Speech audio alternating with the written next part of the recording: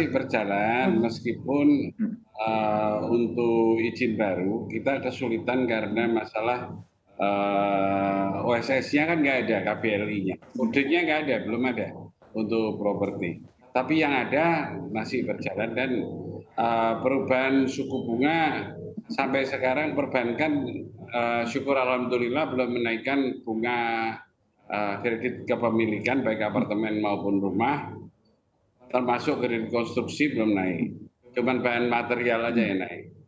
Oke, material aja. Ini kalau misalkan ke Pak Clement begitu ya, ini seperti apa nih sektor properti sekarang? Maksudnya ditambah lagi adanya dampak kenaikan suku bunga, lalu ada inflasi juga. Ini seperti apa sebenarnya?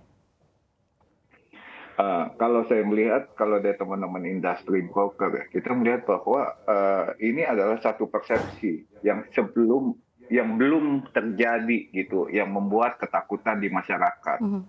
Jadi kalau kita lihat bahwa dengan kondisi saat ini, tetap penjualan properti yang seperti Pak Toto sampaikan, tetap masih ada gitu. Tetapi karena opini-opini yang sering dibuat banyaknya bahwa tahun depan akan terjadi resesi, ya kita tidak tahu. Tetapi kita juga harus waspada gitu. Jadi opini-opini itu yang mungkin yang membuat ketakutan daripada masyarakat yang belum terjadi. Sebenarnya kalau terjadi, yang ada di masyarakat bahwa mereka masih antusias untuk membeli properti gitu.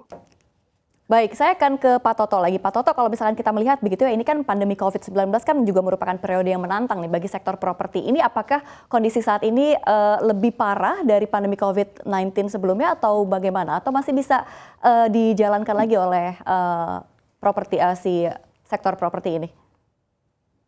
Ya, sebetulnya setelah pandemi kita itu memang lebih cepat pulih dengan bantuan BPNDTP juga BPN ditanggung pemerintah, kita lebih cepat pulih. Tapi di 2022 pendaftaran cuma sebulan dari BPNDTP sehingga efektivitas dari BPNDTP memang tidak bisa maksimal. Dan kedua adanya perang Rusia Ukraina itu perang tapi menghasilkan buat mereka yang sengsara kita. Jadi memang turun, tapi dalam artian apa yang turun ini masih dalam koridor aman yang ada sekarang. Tapi nggak tahu lagi kalau nanti Fed menaikkan bunga lagi ya. Karena Fed kalau menaikkan bunga lagi, pasti BI rate juga naik. Kalau BI rate naik, lama-lama kan bank juga akan menaikkan interest. Nah itu yang berbahaya saat itu. Baik, Pak Toto masih dengan Anda, Pak Toto. Ini cash flow pelaku sektor properti masih aman atau enggak? Sampai sekarang relatif mayoritas dari cash flow yang ada di developer masih aman. Oke, baik, saya akan ke Pak Clement. Pak Clement, kalau misalkan melihat begitu ya dinamika yang ada saat ini begitu, ini sebenarnya faktor apa aja sih yang masih menjadi kekhawatiran sektor properti? Ya, dengan adanya kenaikan bunga, ya pasti masyarakat itu waspada apabila ada kenaikan bunga yang berketerusan. Tetapi kalau saya lihat bahwa apabila ini ada campur tangan daripada pemerintah yang seperti subsidi PPN yang seperti dilakukan 2021, itu akan sangat menolong sekali untuk industri properti gitu. Kenapa? Karena itu sangat ketolong kepada daya beli di masyarakat.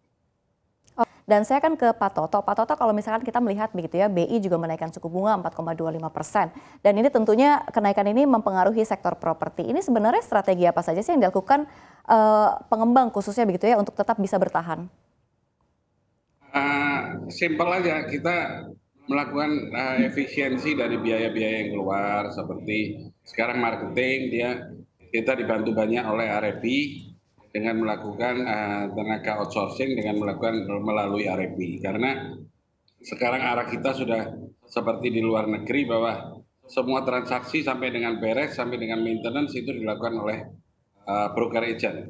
Dan kemudian kedua kita melakukan pamerannya banyak secara online. Itu membantu karena menekan biaya. Dan sekarang media pun banyak media online. Sehingga biaya lebih murah daripada yang ada. Karena kalau kita memang benar-benar seperti konvensional, kita pasti naiknya luar biasa. Karena memang material naiknya luar biasa. Average di 15% kecuali besi ya, besi turun. Oke, baik Pak Toto. Yang lainnya ya. Iya, silakan Pak Toto. Ya, memang kenaikan dari material memang sangat luar biasa. Jadi itu sangat memengaruhi harga dari properti yang ada. Iya, baik. Pak Toto masih dengan Anda, Pak Toto. Ini boleh dikonfirmasi, ini apakah sekarang pengembang juga mengakali penjualan dengan mengurangi luas bangunan dan tanah untuk bisa bertahan begitu, Pak Toto?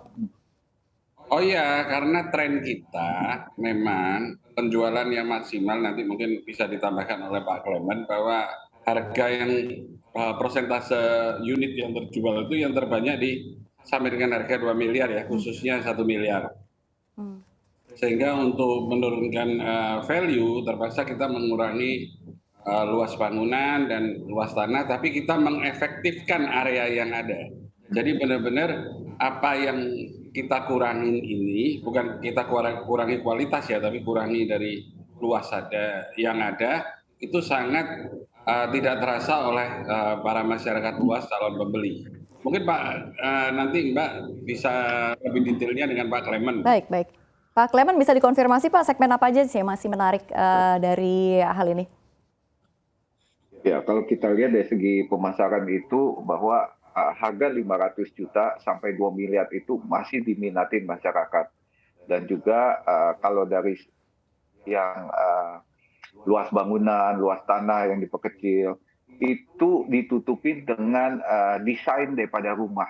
Jadi dengan adanya pandemi ini, layout daripada rumah itu udah berubah saat ini. Jadi udah bukan yang seperti yang dulu lagi, tetapi dengan rumah satu lantai saat ini yang sangat diminatin itu adalah ceilingnya tinggi. Ada yang 4,5 sampai 5 meter. Itu yang sangat diminati oleh masyarakat saat ini.